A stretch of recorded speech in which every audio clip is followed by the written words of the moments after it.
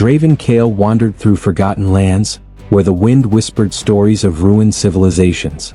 His feet stepped on soil marked by ancient wars, but the echoes of battles that haunted his dreams didn't belong to these lands, or this life.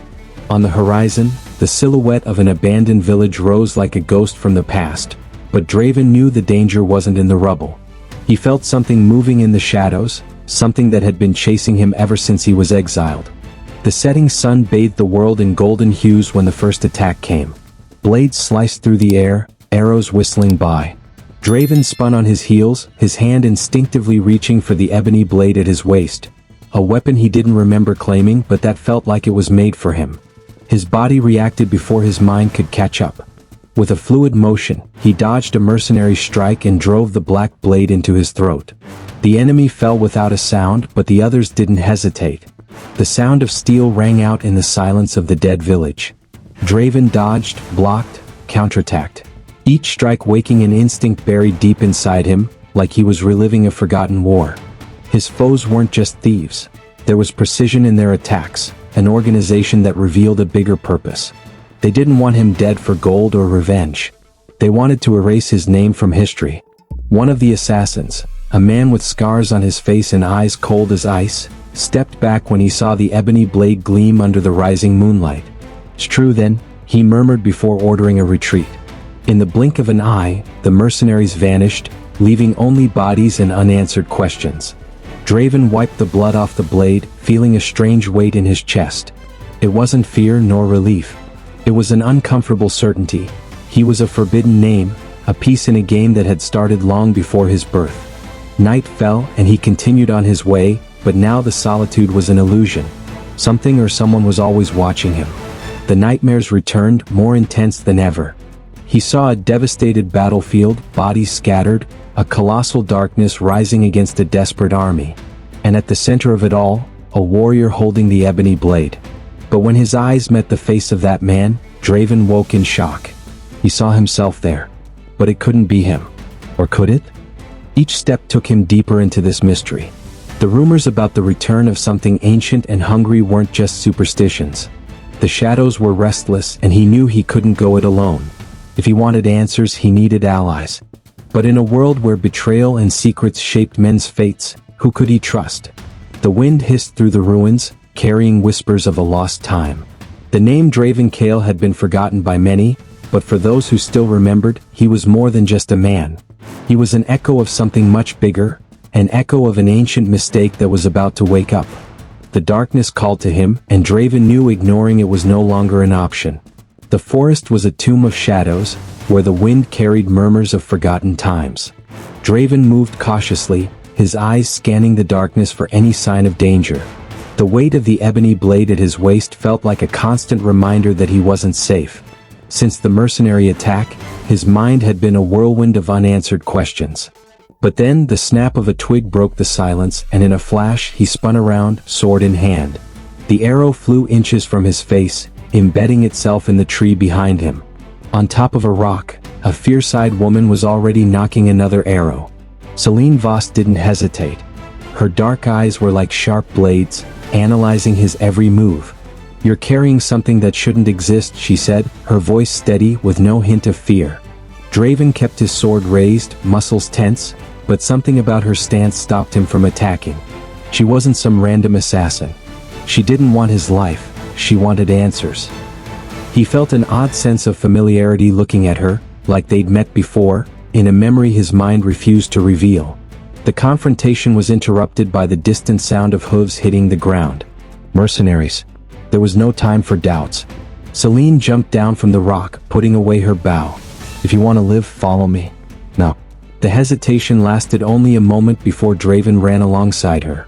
The forest turned into a labyrinth of shadows as they moved between the trees, escaping the death that was right behind them. After what felt like an eternity, the two found refuge in a ruin overtaken by vegetation. Inside, a weak fire illuminated the face of a third member.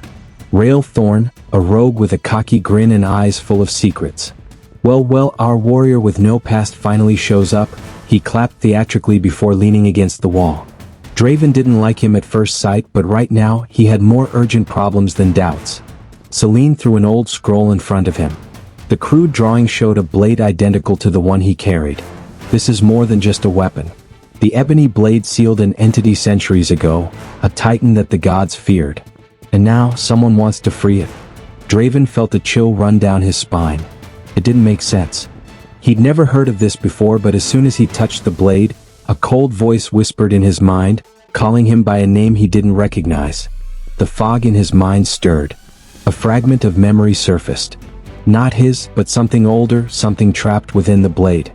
He stumbled back, gasping for air as echoes of the past clashed against his consciousness.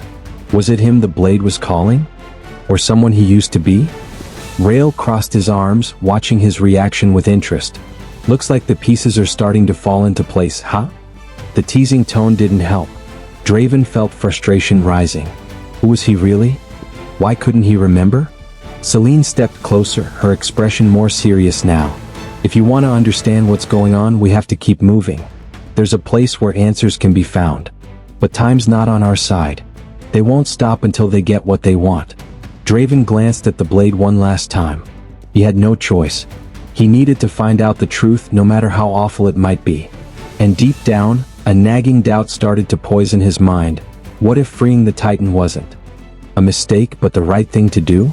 The silence in the forest felt off. Not a natural silence, but a suffocating absence of life. No rustling leaves, no sound of a single bird. Draven could feel the tension crawling under his skin as he walked beside Celine and Rail. The ebony blade felt heavier than before, like the weapon itself was whispering warnings he couldn't quite understand. They were getting closer to the Forgotten Vale, a place that didn't appear on any map, but haunted old stories. You sure about this? Rail broke the silence, looking at Celine. If half of the rumors about this place are true, we're walking straight into the mouth of hell. The hell's already behind us, she replied without hesitation. If Draven wants answers, he'll find them here. The warrior stayed quiet. With every step, his mind pulsed with fragments of memories that weren't his. Moonlit rituals. A voice whispering his name. The sound of metal against metal, followed by the scream of something inhuman. The shadows of the past were stirring, and he felt like, deep down, he already knew the truth. As they crossed the entrance to the vale, a subtle shift took over the atmosphere. The air grew colder, thick with the scent of damp earth and something metallic like dried blood. The trees here were different, their trunks twisted as if shaped by invisible hands. Between the roots, ancient bones peered out, like the very ground wanted to tell a forgotten story. Then he saw it. In the center of the vale, a ruin stood against the gray sky, a black stone temple covered in worn inscriptions. But it wasn't that which made his heart stop. It was the carving above the entrance. Figures with strange helmets holding blades identical to his, surrounding something colossal. Something imprisoned. The Eclipse Guardians. Celine whispered. Draven touched the carving without realizing it. The moment his fingers brushed the cold stone, his mind exploded. The world around him vanished. He was in another time, another body. He was kneeling before an altar, the ebony blade soaked in blood. Someone was shouting his name, but the sound seemed to come from underwater. He looked up and saw the Titan.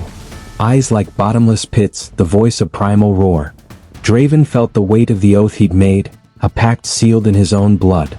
He wasn't just a bearer of the blade. He was one of the ones who forged it. The impact of the revelation threw him back to the present. He collapsed to his knees, gasping for air as the vision faded. What happened?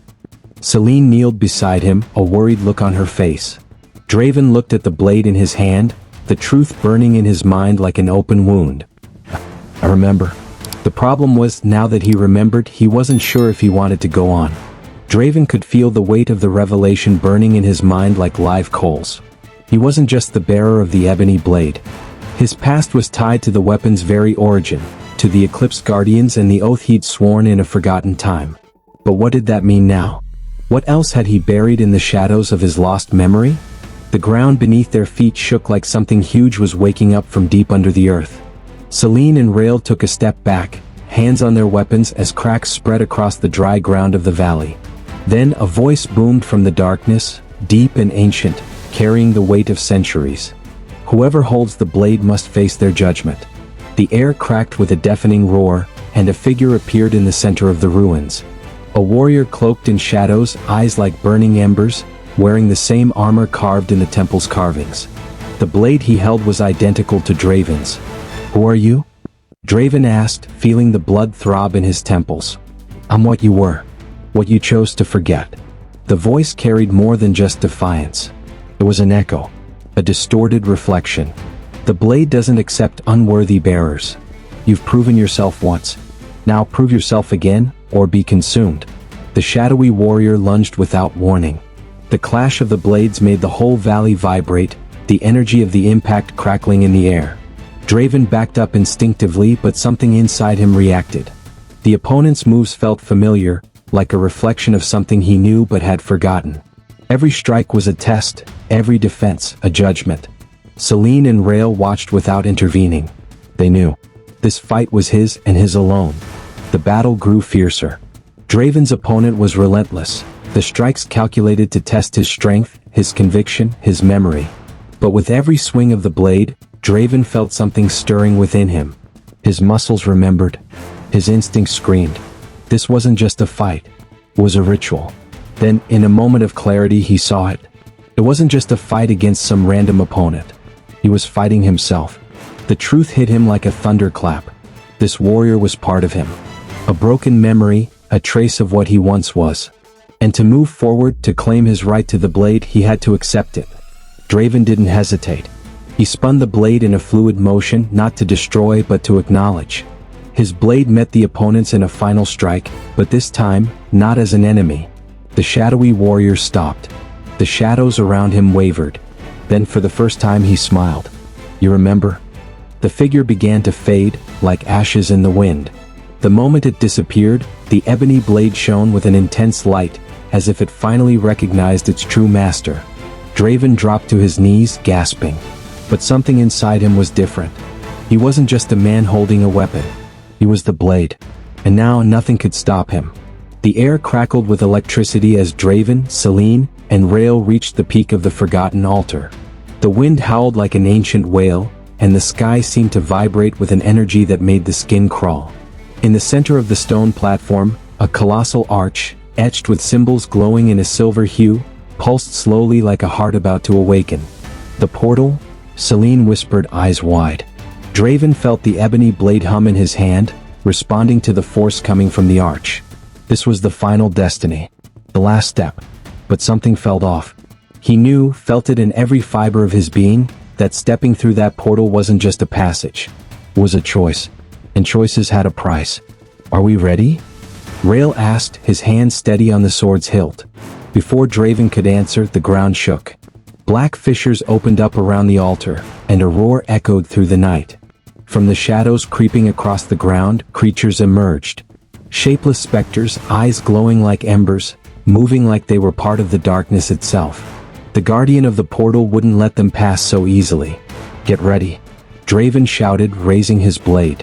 The first specter lunged at them, moving too fast for something that looked like it was made of mist. Draven spun the blade, feeling the metal slice through the air, and to his surprise, the creature dissolved like smoke at the touch of the weapon. But where one fell, three took its place. Celine conjured a circle of runes around the group, and a bluish light pulsed against the shadows. But the specters were relentless, circling them like predators on a hunt. "This isn't gonna end," Rael snarled, knocking down another shadow. "We need to open the portal now." Draven knew. They could fight for hours, maybe even days, and the specters wouldn't stop. This wasn't a test of strength. It was a test of sacrifice. He looked at the ebony blade in his hands. The glow on the blade pulsed in time with the portal. It was the answer. It was the key. Draven took a deep breath. Then, without hesitation, he raised the blade and drove it into the center of the altar. The impact made the world tremble. The silver glow of the arch exploded into pure light, and the specters screamed like they were being ripped from existence. The wind howled, the energy crackled in the air, and the portal opened. On the other side, an unknown horizon unfolded. A sky tinted with colors that didn't belong to this world, towering spires rising in the distance, and an indescribable feeling of something existing beyond time and space. Celine and Rael exchanged looks before turning back to Draven. "This is it," Celine said. Draven looked back at everything they had faced. Then he took a deep breath and stepped forward. Then he crossed the portal. Crossing the portal was like diving into an ocean without a surface.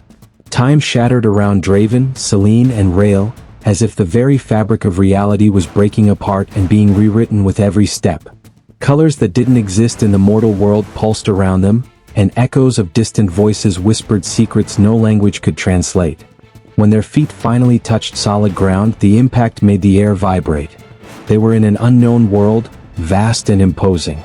The sky was a whirlwind of golden and bluish tones, and colossal towers rose in the distance, connected by bridges that seemed made of pure energy. The ground beneath their feet was crystal clear, reflecting their images like a liquid mirror. "This is impossible," Celine whispered, her voice full of reverence and fear. Rael gripped his sword tightly, his eyes scanning the surroundings. The silence there wasn't natural. It was a silence of something waiting. Then a voice echoed, "You finally arrived." Draven turned, and before them, a figure appeared out of nowhere. A being cloaked in an ethereal mantle, its eyes glowing like collapsing stars. It didn't walk, it existed between moments. "Were you?" Draven asked, instinctively reaching for where his blade should be. But the ebony blade had been left behind, consumed by the portal.